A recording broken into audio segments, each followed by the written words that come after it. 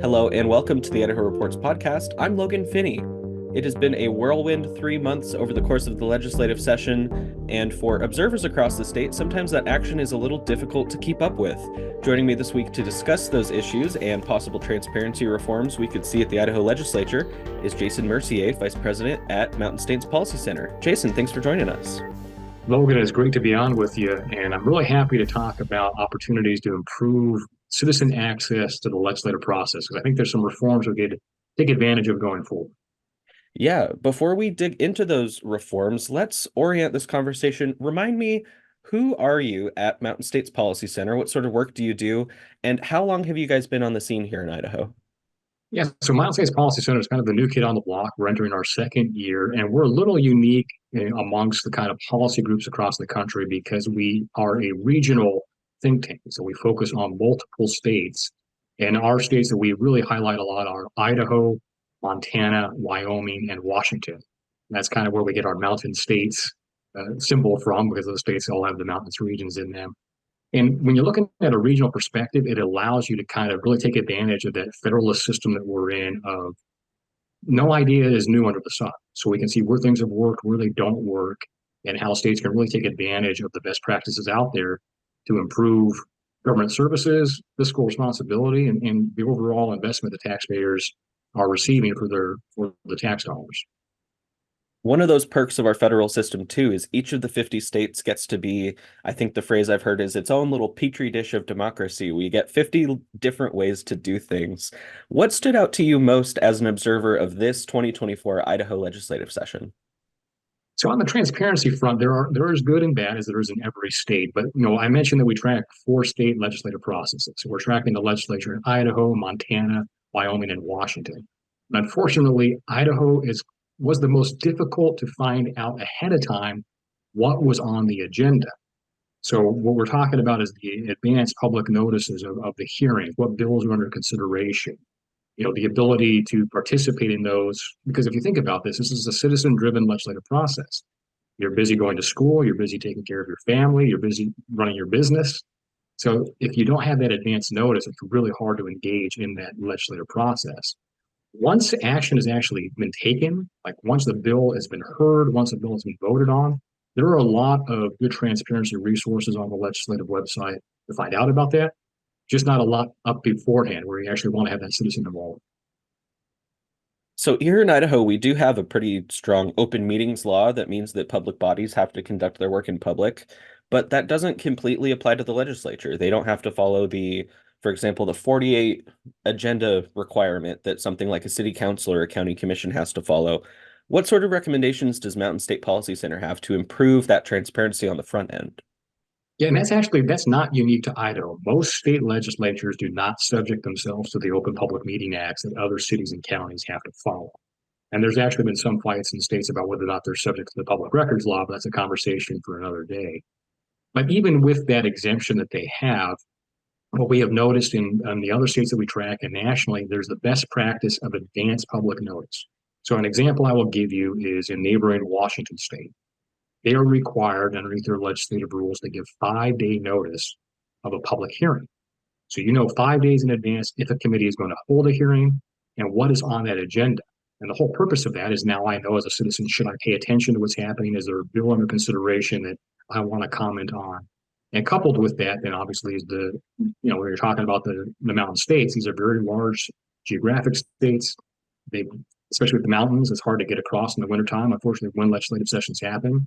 So a standard best practice in most of the states is remote testimony across the board, not just at the discretion of a chair. So that's a little bit of a contrast we've seen in those other states. What was interesting about this session with Idaho in trying to track what was happening, it was very hard to even sign up for the committee agendas. So let me give you an example out of Wyoming.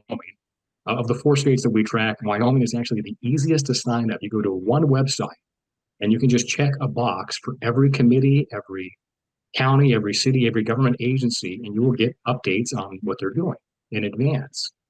In Idaho, you have to go committee by committee, and then you may or may not be getting updates until the day of the hearing. So, unless it comes to mind that old Metallica song, Sleep with One Eye Open, you kind of have to do that to know what's going to be happening that day in the legislative process in Idaho. I know many of us in the press corps kind of have a nightly rhythm that we get into during session of we wait until it gets real late in the evening to check what the agendas are going to be for the following morning. Because you're right, Jason, there sometimes is hardly any notice of what's going to be up for debate in these meetings.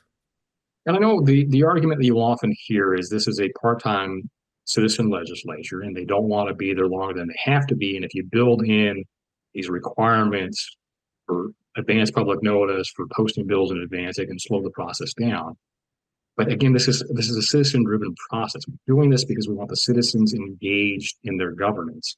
And if we can't even give them a 72-hour window of when bills are going to be heard and what bills are going to be heard, it's just really hard for them to engage. And again, most of the committees were providing remote testimony, but it's not a standard thing. And unfortunately, the big one you want, the tax committee, that's the one that doesn't. Yeah, that kind of got some attention this year. It drew out the fact that each committee chair has a bit of discretion for how they run their committee, and up until this point, this has included the remote testimony.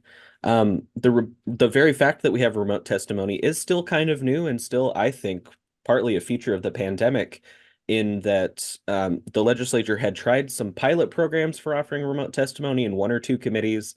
And that was when I was still a student at the University of Idaho. And it was really the advent of the pandemic and everyone becoming familiar with Zoom so quickly during that time was kind of a silver lining. Um, but yeah, the Revenue and Taxation Committee this year was notable in that they did not take any remote testimony. And there was actually a lot of public lobbying on that committee chair when that school choice tax credit bill was up for consideration. And they got some attention for not allowing remote testimony in that one. And not to pick on that committee or on that particular bill, but I think that was a pretty good example of what the issue is. There was little notice that hearing was going to occur. There wasn't a remote testimony offered. We know it was an issue that a lot of citizens cared about. So on very short notice, people across Idaho had to drive to Boise in the hopes that they would be able to provide a comment to testify. And for most part, they all got to have their say in there.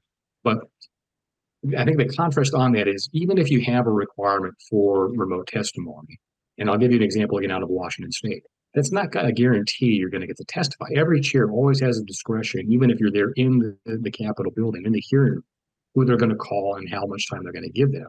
So we're not saying that a chair or a committee has to hear from every single person who signs up for this. They have to give us all a certain amount of time. But we should have the option, just the ability to do that, know that there's a possibility we could be called. And I think that's just the benefit given to citizens when you have remote testimony standard, when you have advanced notification requirement standard, is give us a chance to plan our day around what you're doing as lawmakers so that we have whether or not you hear from us, we have at least a chance. And what about on the forward-facing side? Once a vote has already been taken, or once a bill has made it through committee or moved from one reading calendar to the next on the floor, what about keeping track of legislation that's in play? Yeah, so if you're willing to be patient for a day after action happens, you can get that. You can go to the legislative website, you can sign up for the bills that you're interested in, and each day you'll get a wrap up of where it is in the proceedings of what has happened on that. If you actually go to the legislative bill pages, those will be updated after the fact. But again, that's a little bit of delay period. And when you think about how we have instant access to information, uh, it can be done in real time. And I'll give you a couple of examples. Again, I hate to keep going back to Washington and Wyoming, but again, there are states that we track, so we can have this contrast with Idaho. But you will have that real time roll call on the legislative page. You can see immediately what the roll call is in a committee vote, who voted which way, and you don't have to wait for that 24 hours to be posted. And while that's important, is because unless you were physically watching floor action, you don't know until later in the day what has happened. And I'm going to give you an example of this. One of the bills we were tracking was the unemployment insurance tax cut, 20% reduction. I got a press release from Governor Little praising the bill's passage. But because I was busy and not watching floor action that day, I had no idea it passed. So there was no update on the legislative website. So I actually said, I'm going to trust the governor. I'm sure he wouldn't put out a press release if it didn't happen, but I still need to contact a lawmaker, say, hey, did this vote actually occur? Because there's no details on the legislative website. In the other states that you track, is this a matter of they just have like different software vendors for their systems they're using? Is there any particular detail that if an Idaho lawmaker or legislative staffer was interested in pursuing this sort of stuff, is there a particular place they should start? Well, I think that the fact that Wyoming is the easiest to track, the smallest, and I would say probably not the tech hub of the United States, it's not a technology issue. I think it's just a will issue to make the information available. So what will happen, for example, in Washington State, you can sign up by the bill like you can in Idaho. And because they did that 5 day notice, you're going to get advance notice ahead of time where it is, if there's been amendments to it. They actually have on these email updates the ability to sign up directly to provide a written comment or no testimony comment. If you go to the legislative website, you'll get that real-time roll call. You know, one thing that Idaho does have, they'll have the Senate and the House calendars, so you can at least see what's happening. What the other states will have is an order of consideration, so you actually see what bill is going to be heard at what time. So again, just provides you the ability to plan your day around the legislative day. So if you're interested, you have the chance to track it. And I don't want to sound like I'm beating up on Idaho because again, there are some amazing things that are happening after the fact that you can get the information to. We're just talking about beforehand when the citizens still have an opportunity to provide the input. That's where you want to provide more of that advance notice. But you know, one thing that I think Idaho is a model for that we'd like to see some of the other states do is on some of the budget process. Some of the stuff that JFAC is doing, some of the stuff that the controller has out there with the Transparent Idaho. You know, the amount of information that's available in real time on the legislative budget website right after JFAC meets, you have access to the same information the lawmakers have. And that doesn't occur in other states. So that's the positive that Idaho has going. Yeah, let's talk a little bit more about that. The budgeting committee, the Joint Finance and Appropriations Committee. How different from other states is that process? We hear it all the time at the State House, but you're the one actually looking at multiple state capitals, unlike I am. It is very different, and it's actually kind of exciting where it could be going. So in other states, the way that budget process works is it's almost kind of like waiting for the white smoke to raise from the budget committee that we have a budget and you'll maybe get some details before we have a public hearing on it. These are usually all done behind closed doors. The budget writers meet amongst themselves, and then there'll be an announcement. We have an omnibus agreement, hundreds of pages of appropriations, and you'll have a day to read it before we vote on it. Not a very transparent process. With the JPAC process, every single day in public, you're getting to see the budget debate. You're getting to see the same information budget writers have, you have access to. And that's very unique. And I know that there were some hiccups this year with the new process as they were transitioning to doing the maintenance and operation up front and then the policy add-ons later. And there's some recommendations we would have around how to improve that process. But doing the budget publicly in real time is very unique. It's a great transparent resource provided to citizens. And it's actually providing the building blocks eventually to go to performance-based budgeting, which is where you ultimately want to see this, right? Because we're not investing our tax dollars to spend money. We're doing it for an outcome. And this will allow Idaho to track whether or not those outcomes are being achieved. We've talked about a good range of transparency reforms here today. Is there anything you think would be a particularly low-hanging fruit that would be really beneficial to the citizens who are involved and want to be involved in Idaho's legislature? I think the easiest thing to do, at least for the public, and I know it's going to be new and challenging for chairs and for the lawmaker, would be what we're calling our rule of three, a 72-hour, a 3 day notice of when a committee is going to meet and what bills are under consideration. Because even 3 days, you know, I mentioned Washington is 5 days. Some states actually do 7 days.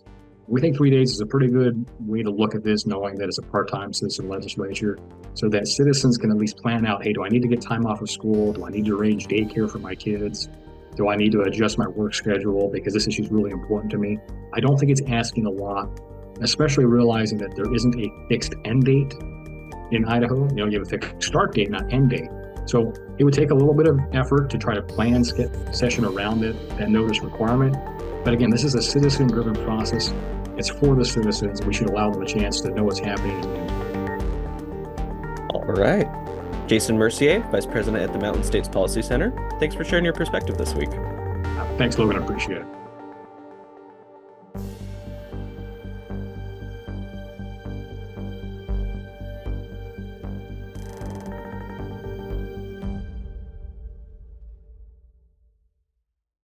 Presentation of Idaho Reports on Idaho Public Television is made possible through the generous support of the Laura Moore Cunningham Foundation, committed to fulfilling the Moore and Bettis family legacy of building the great state of Idaho, by the Friends of Idaho Public Television, and by the Corporation for Public Broadcasting. Support for Idaho Public Television comes from the School of Public Service at Boise State University, providing objective and impactful research for Idaho and beyond, and academic programs with hands-on learning that equip students to be effective public service leaders.